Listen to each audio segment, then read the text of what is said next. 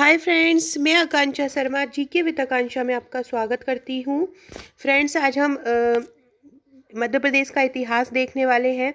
मध्य प्रदेश के इतिहास का ये हमारा 5वां भाग होगा। इसके पहले हमने इसके बहुत सारे पार्ट कर चुके हैं और ये अब हम जो 50 क्वेश्चन हम इसके कर चुके हैं और हम 51वें क्वेश्चन से स्टार्ट करेंगे।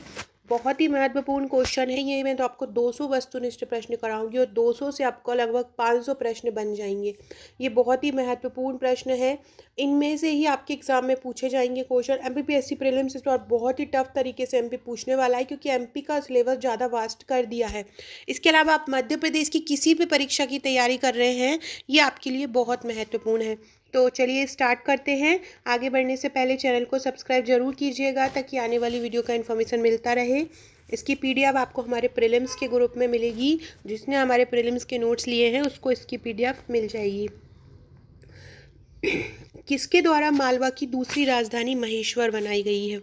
मालवा की दूसरी राजधानी किसको बनाया गया है? महेश्वर को बनाया गया है। तो देवी अहिल्याबाई, देवी अहिल्याबाई द्वारा मालवा की दूसरी राजधानी महेश्वर बनाई गई थी। क्वेश्चन को याद रखिएगा, देवी अहिल्याबाई द्वारा मालवा की दूसरी राजधानी महेश्वर बनाई गई थी। फ्रेंड्स, अगर आप आंसर राइटिंग प्रैक्टिस करना चाहते हैं तो कमेंट बॉक्स में, डिस्क्रिप्शन बॉक्स में आपको हमारे पब्लिक ग्रुप का लिंक मिल जाएगा, जिससे आप हमारे टेलीग्राम और व्हाट्सएप ग्रुप से जुड़ सकते हैं। इसके अलावा कमेंट बॉक्स में आपको हमारे ऐसे टेलीग्राम चैनल की लिंक मिलेगी जहाँ पे आप आंसर राइटिंग प्रैक्टिस कर सकते हैं, तो आप वहाँ पे जुड़ सकते हैं। तो याद रखिएगा, मालवा की दूसरी राजधानी महेश्वर किसने बनाई थी? देवी अहिल्याबाई ने बनाई थी। इनके बारे में हम पढ़ लेते हैं। मालवा की राजधानी होलकरों की इंदौर थी। मालवा की पहली राजधानी क्या थी? इंदौर थी। दूसरी राजधानी जो अहिल्या देवी हैं उन्होंने बनाई थी महेश्वर। पहली राजधानी इंदौर थी मालवा की, दूसरी महेश्वर। लोक माता अहिल्याबाई ने राज्य भर में कुएं, बावड़ियों, धर्मशाला आदि बनवाए। महेश्वर में इन्होंने अहिल्या घाट का निर्माण भी किया। महेश्वर में इन्होंने क्या किया? अहिल्या घाट का निर्माण कराया। इन्होंने 30 वर्षों तक शासन किया। कितने वर्षों तक शासन किया? इन्होंने 30 वर्षों तक शासन किया। 1767 से 1797 तक इन्होंने 30 वर्षों तक शासन किया। शासन कब तक किया? 1767 से 1797 तक इन्होंने शासन किया।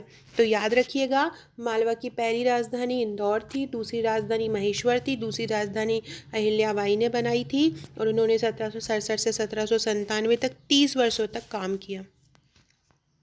नेक्स्ट है, इंदौर में रेलवे का परिचालन कब शुरू हुआ? इंदौर में रेलवे का परिचालन कब शुरू हुआ? 1852, 1864, 1875 या 1818? तो इंदौर में रेलवे का परिचालन 1875 में स्टार्ट हुआ।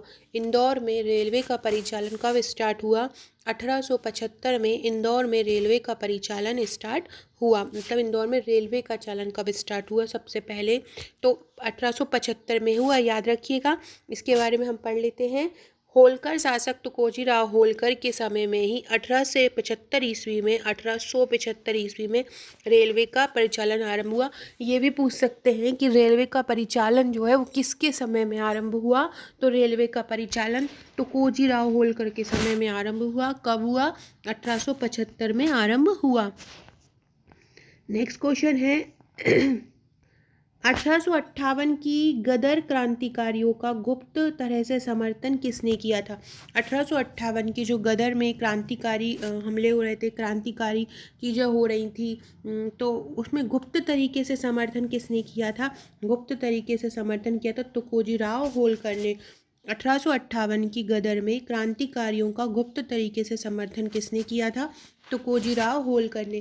फ्रेंड्स, अगर आपने यहाँ इसके पहले के प्रश्न नहीं देखे हैं तो वो ज़रूर देख लीजिएगा।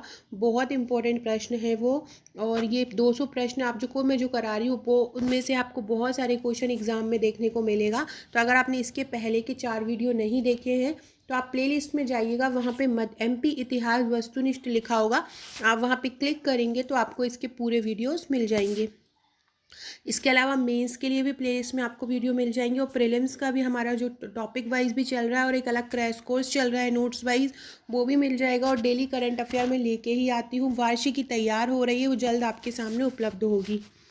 1858 की गदर में क्रांतिकारियों का गुप्त तरीके से समर्थन किसने किया था? तुकोजीराव होलकर ने किया था। भारत की पहली स्वतंत्रता संग्राम 1857 ईस्वी के गदर में क्रांतिकारियों का गुप्त तरह से समर्थन होलकर शासक तुकोजीराव होलकर द्वितीय ने किया था। 1857 ईस्वी के विद्रोह के समय ग्वालियर के राजा कौन थे? ये भी बहुत इंपॉर्टेंट क्वेश्चन है। क्या होता है कि हमको कोई कोई चीज़ पता होती है लेकिन हम उस समय की स्थिति में वो चीज़ भूल जाते हैं, तो याद रखिएगा 1857 ईस्वी के विद्रोह के समय ग्वालियर के महाराजा कौन थे। एक और क्वेश्चन कमेंट बॉक्स में बताइएगा आप लोग, जो लोग भी वीडियो देखते हैं वो मुझे कमेंट बॉक्स में आंसर जरूर कीजिएगा कि 1857 के विद्रोह के समय ब्रिटेन के प्रधानमंत्री कौन थे? ग्वालियर के महाराजा कौन थे ये तो हम अभी पढ़ ही रहे हैं, लेकिन मैं आपसे पूछ रही हूँ कमेंट बॉक्स में कि 1857 के विद्रोह के समय ब्रिटेन के प्रधानमंत्री कौन थे। वेरी वेरी इंपॉर्टेंट क्वेश्चन है और आप लोग कमेंट बॉक्स में ज़रूर मुझे बताइएगा। तो 1857 के विद्रोह के समय ग्वालियर के महाराजा कौन थे? 1857 के विद्रोह के समय ग्वालियर के राजा थे जीवाजी राव, याद रखिएगा। और आपको बताना है मुझे ब्रिटेन के प्रधानमंत्री, इसके बारे में पढ़ लेते हैं। 1857 ईस्वी के विद्रोह के समय ग्वालियर के राजा जीवाजी राव थे। इन्होंने विद्रोहियों का साथ ना देकर अंग्रेजों का साथ दिया था। नेक्स्ट है, ग्वालियर में सिंधिया वंश की स्थापना किसने की थी? ग्वालियर का पूछ रहे हैं, ग्वालियर में सिंधिया वंश की स्थापना किसने की थी? दौलत राव सिंधिया, राणोजी सिंधिया, जीवाजी राव सिंधिया, माधवराव सिंधिया। तो ग्वालियर में सिंधिया वंश की स्थापना किसने की थी? तो राणोजी सिंधिया ने की थी। याद रखिएगा, ग्वालियर में सिंधिया वंश की स्थापना किसने की थी? राणोजी सिंधिया ने की थी ग्वालियर में सिंधिया वंश की स्थापना। इसके बारे में पढ़ लेते हैं। 1731 ईस्वी में मालवा का एक भाग सिंधिया को मिला था। ग्वालियर में सिंधिया वंश के संस्थापक राणोजी सिंधिया थे, जबकि माधवजी सिंधिया ने ग्वालियर साम्राज्य की स्थापना की। माधवजी सिंधिया ने क्या की थी? ग्वालियर साम्राज्य की स्थापना की थी। नेक्स्ट क्वेश्चन है, भारत संघ में ग्वालियर रियासत का विलय कब हुआ गया? जो भारत संघ था उसमें ग्वालियर रियासत का विलय कब हुआ? तो भारत संघ में ग्वालियर रियासत का विलय 1948 में हुआ। 1948 में भारत का जो संघ था, 1947 में हमारा देश आज़ाद हुआ, उसके बाद रियासतों का एकीकरण का कार्यक्रम आरंभ हुआ, जिसमें 1948 में ग्वालियर रियासत का विलय हमारे जो मध्य प्रदेश में भारत में हो गया था।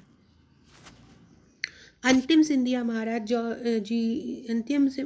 सिंधिया महाराज जो थे जीवाजी राव, उन्होंने ग्वालियर रियासत का विलय 1948 में भारत संघ में कर लिया था। ये भी याद रखना कि किसने किया था, कब हुआ था और किसने किया था। कब हुआ था? 1948 में ग्वालियर रियासत का विलय हुआ था। किसने किया था? जीवाजी राव ने किया था।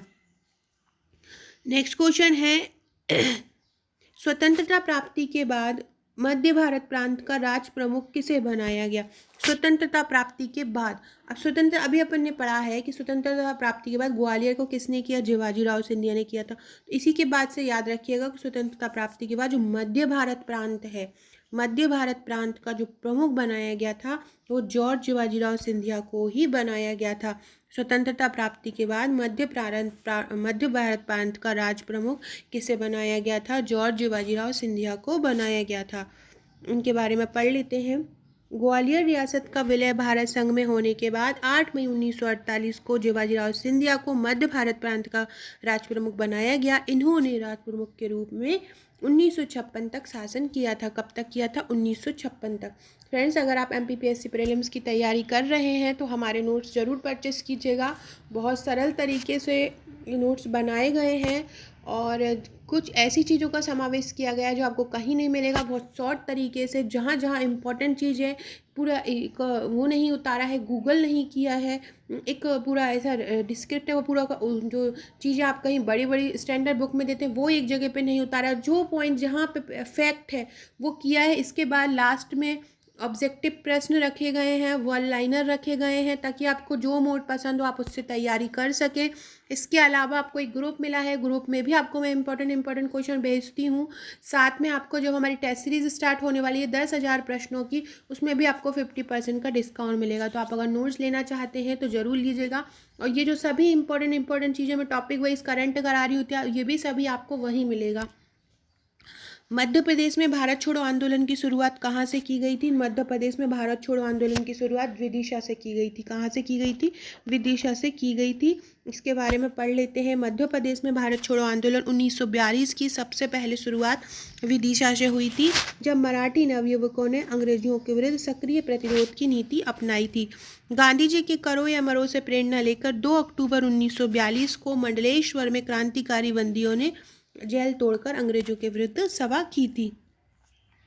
नेक्स्ट क्वेश्चन है, भोपाल राज्य को भारतीय संघ में कब मिलाया गया? अभी हमने पढ़ा था ग्वालियर को, तो ग्वालियर को कब मिलाया गया था? 1948 को। अब पूछ रहे हैं भोपाल को कब मिलाया गया था, तो भोपाल को 1949 को मिलाया गया था। ग्वालियर को 1948 में और भोपाल को 1949 में। 1 जून 1949 को भोपाल को मिलाया गया था। जून याद रखिएगा, क्योंकि डेट आपको 49 दे सकते हैं लेकिन डेट नहीं देंगे, फिर डेट में आप कंफ्यूज हो जाओगे। तो आप याद रखिएगा 1 जून 1949 को भोपाल को भारतीय संघ में मिलाया था, 1948 में ग्वालियर को, 1949 में भोपाल को। इनके बारे में पढ़ लेते हैं। भोपाल राज्य 1818 से 1947 तक रहा। 1818 में भोपाल राज्य की स्थापना नवाब दोस्त मोहम्मद खान ने की। इंपॉर्टेंट क्वेश्चन, ये बहुत बार पूछा जा चुका है। 1818 भोपाल राज्य की स्थापना कब हुई? 1818 में हुई। किसने की? नवाब दोस्त मोहम्मद खान ने।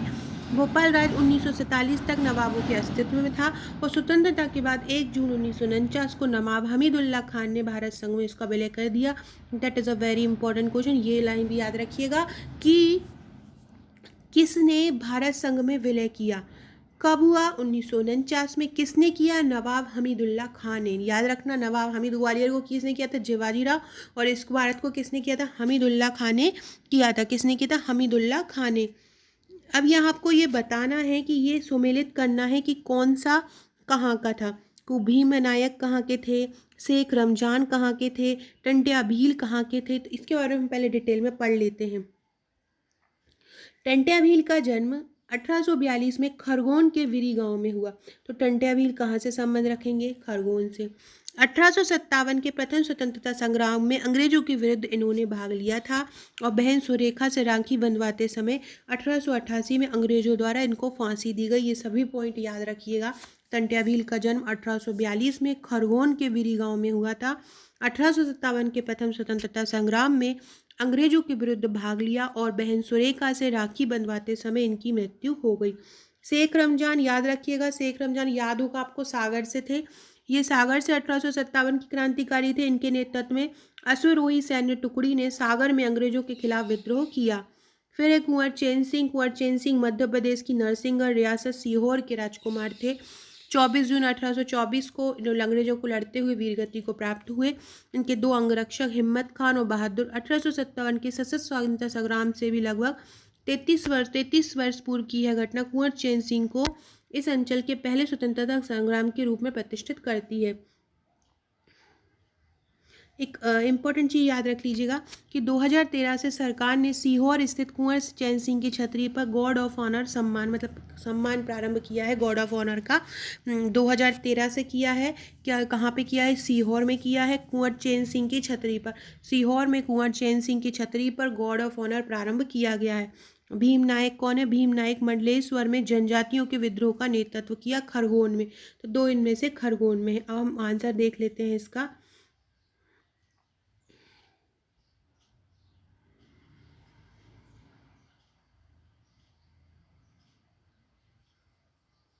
देखो, चैन सिंह सीहोर के हो गए हैं। इसके बाद शेख रमजान सागर के हो गए हैं। टंट्या भील खरगोन के हो गए हैं, है ना। और भीमा नायक हो गए हैं मंडलेश्वर के। तो इस प्रकार से हमने ये पढ़ लिया और इनके बारे में भी हमने डिटेल में इनको कब वीरगति प्राप्त हुई है, कहाँ से नेतृत्व करता थे क्रांतिकारी के। सो फ्रेंड्स, ये थे हमारे आज के क्वेश्चन। इसी तरह के और क्वेश्चन के लिए हमारे चैनल को सब्सक्राइब जरूर कीजिएगा, ताकि आपको हर वीडियोज़ का इन्फॉर्मेशन मिलता रहे। चाहे आप प्रीलिम्स की तैयारी कर रहे हो, चाहे आप मेंस की तैयारी कर रहे हो, चाहे आप किसी भी वनडे एग्ज़ाम की तैयारी कर रहे हो, आपको इसका पूरी बेनिफिट मिलता रहे। ये हमारा पूरा मेंस का और प्रीलिम्स का पैकेज है, 61 बुकलेट का आप ले सकते हैं। अगर आप एमपी कांस्टेबल की तैयारी, 3 माह का पैकेज है हमारा। अगर आप एमपी कांस्टेबल की तैयारी कर रहे हैं तो एमपी कांस्टेबल के नोट जनवरी से मिलना आपको स्टार्ट होंगे। ये विज्ञान 1200 प्रश्नों का वन लाइनर है और ये एमपी मध्य प्रदेश कांस्टेबल परीक्षा की नोट्स हैं, तो जल्दी ही आपको उपलब्ध होंगे। एक और ज़रूरी सूचना, अगर आपने अभी तक अनअकैडमी ऐप इंस्टॉल नहीं किया है तो अनअकैडमी ऐप इंस्टॉल करके जितने भी फीचर्स हैं, जितने भी आपको बेनिफिट मिलने वाले हैं, अभी उनको अनलॉक कर लीजिए। आपको ये कोड याद रखना है, आकांक्षा जी के, और इससे आपको क्या होगा कि इससे आपको 500 प्लस लाइव क्लासेस मिलेंगी, जिससे आप अनलिमिटेड फ्री लाइव क्लासेस ले सकते हैं, टेस्ट दे सकते हैं, टेस्ट का एनालिसिस कर सकते हैं, आपके कैसे मार्क्स आए हैं आप देख सकते हैं, जो टीचर है, एजुकेटर है, उनसे इंटरेक्ट हो सकते हैं, उनसे आप क्वेश्चन का डिस्कशन कर सकते हैं, आपके मन में अगर कोई डाउट हो तो वो क्लियर कर सकते हैं। 4 अलग अलग एग्ज़ाम के लिए ये रहता है, MP SI, MP constable, MP जल प्रहरी और एमपीपीएससी प्रीलिम्स, जिसमें आपको लगभग 20,000 क्वेश्चंस की तैयारी कराई जाएगी। 20,000 क्वेश्चन अपने आप में ही महत्वपूर्ण है। डेली T20 टेस्ट सीरीज़ आपको कराई जाएगी, जिसमें 20 क्वेश्चन 20 मिनट में करना रहेगा। इसके अलावा और भी बहुत कुछ आपको प्रोवाइड कराया जाएगा। ये टॉप एजुकेटर हैं जिनको आपको पढ़ाया जाएगा अलग अलग एमपी के। आप यहाँ पे डेली लाइव क्लासेस ले सकते हैं, टॉप एजुकेटर से इंटरेक्ट हो सकते हैं। इससे आपको क्या है, कम्पीट करने का मौका मिलेगा दूसरे अदर स्टूडेंट्स से जिनको आप नहीं जानते, और वहाँ पे आपको मिलेंगे। स्पेशली ये 4 मेन एग्जाम्स के लिए मॉक टेस्ट आप दे सकते हैं। डेली T20 सीरीज़ मतलब 20 मिनट में 20 क्वेश्चन करना, इसके बाद उसका एनालिसिस करना, ये सभी चीज़ें आप अनअकैडमी में फ्री ऑफ कॉस्ट पा सकते हैं। बस आपको अनअकैडमी ऐप इंस्टॉल करना है, कोर्स सिलेक्ट करना है और ये कोड डाल देना है, आपको ये सभी फीचर्स अनलॉक हो जाएंगे। Okay friends, thank you.